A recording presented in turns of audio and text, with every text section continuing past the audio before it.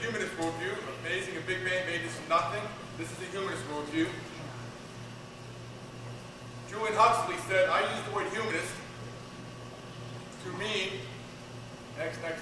I use the word humanist to mean someone who believes that man is just as much a natural phenomenon, next slide please, as an animal or plant.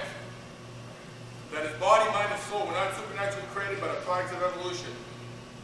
Sagan said it the best. He says the cosmos is all there is or ever was or ever will be.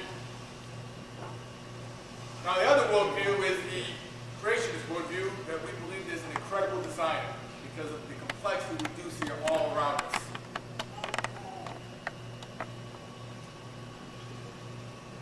And this is an interesting quote. This is a quote by Douglas Freetheimer, who says, creation and evolution between them exhaust the possible explanations for the origin of living things.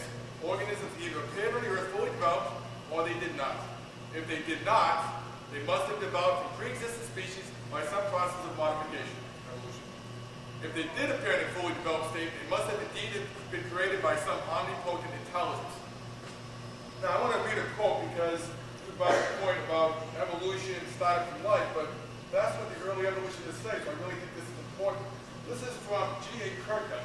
He wrote a little pamphlet back in 1960 called General Theory of Evolution, and he wrote a book called Implications of Evolution. This is what Kirkwood says. And I can reproduce many more quotes like this. This is the General Theory of Evolution. The theory that all the living forms in the world have arisen from a single source which itself came from an inorganic form. And another point, by the way, I'll just address real quick. You said that evolution is changing an allele, right? Changing an allele. I have no problem with that. If that's the theory of evolution, then I would be an evolutionist. The question is the change, the amount of change. So let me clarify something now, people. If evolution is just a change in gene frequency or a change in allele, then I'm an evolutionist. But that's not what the theory teaches. I have no problem. We'll discuss that further, but that's the issue. So the question comes down to how much change. Well, let's pursue that. Science. Again, we're talking about a systemized knowledge derived from observation and study. True science is observable, demonstrable, repeatable. I admit right here, I can't put God in the test, but I can look at the world around me, and we have to realize there's two types of science. The science to put a man on the moon is observation science, technology. I'm all for it. I'm a scientist, mathematician myself. But how we got here, how life began, one life turning into another life form, these are not observable. This is beyond the range of science now.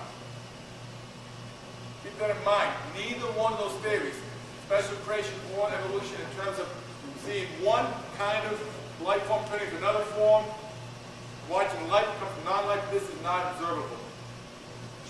Let's look at some laws of science that support the creation model, but do not support the evolutionary model.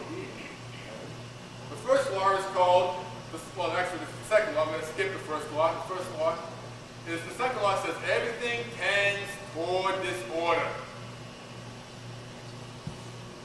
Don't believe me? Just look at some of these people out here that started losing their hair, starting to teeth fall out, have difficult hearing. We're falling apart. Even after we eat 40 tons of food in a lifetime, we're still going to go back to the dust. So we better get ready with God. Another way of stating the second law is this. The universe is constantly getting more disorderly. That goes against the evolutionary model.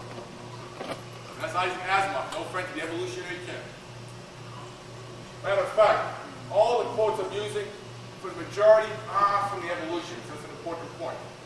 Now let's look at the second law of thermodynamics. I agree. Okay, fine.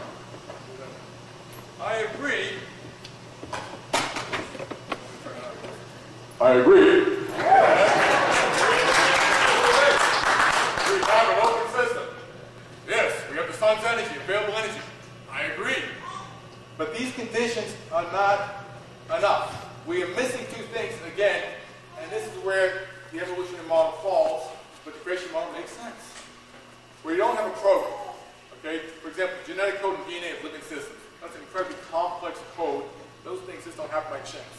Random time plus chance. And we don't have a mechanism for storing and converting that energy. For example, photosynthesis in plants, which is an incredibly complex process, which we're still trying to reproduce in a lab. Now, this is an interesting quote. Again, keep in mind, those are very important aspects of the second law of thermodynamics which we can't explain through the evolutionary theory. Back in Simpson, quote, these two are very prominent evolutionists. Look what they say. They make the point. But the simple expenditure of energy is not sufficient to develop and maintain order.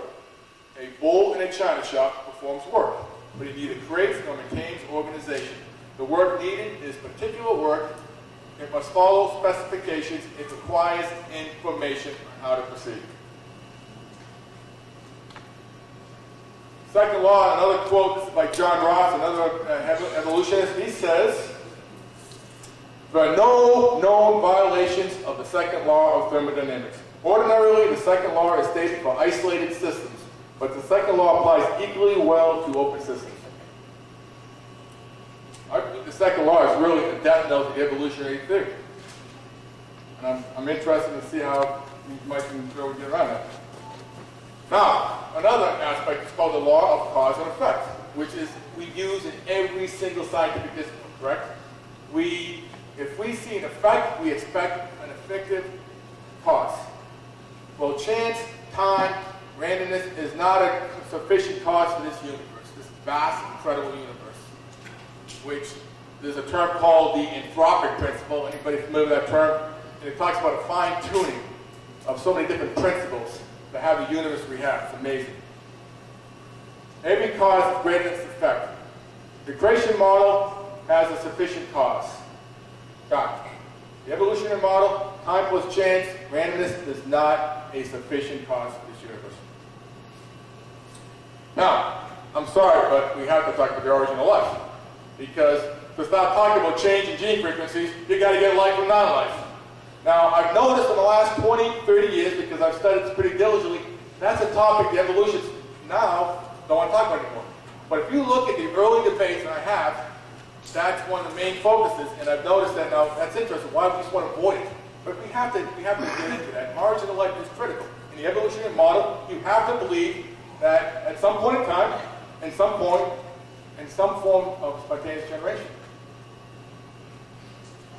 Now, this is a quote that is incredibly revealing.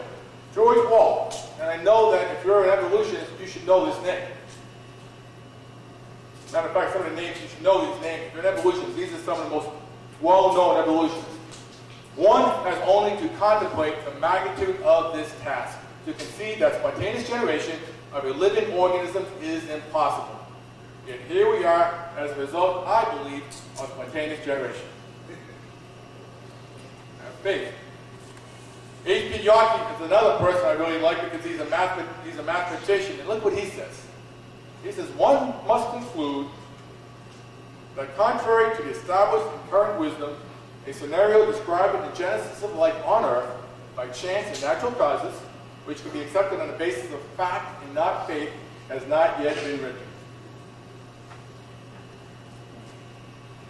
This is an interesting quote here by Alfred Fisher. He's an evolutionist, World Encyclopedia. Look what he says. The Origin of Species, got addressed in 1859. By the way, it wasn't. For those who ever read The Origin of Species, he never did talk about the origin of species. Okay?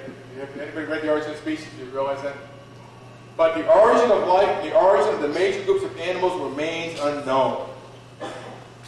It's at the phylum level we cannot explain. At the phylum level we can't show one type of animal turning into another type of animal. The first, this is a quote, and I want to bring this to play, not because I want to pick on biology textbooks, but it just shows you bias. And again, we're all biased. The point is what bias to be biased by.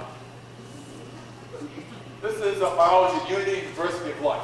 It says this: the first self-replicating systems must have emerged in this organic soup. Of course they must have. If evolution is true, there's no other option. But is this fact or science?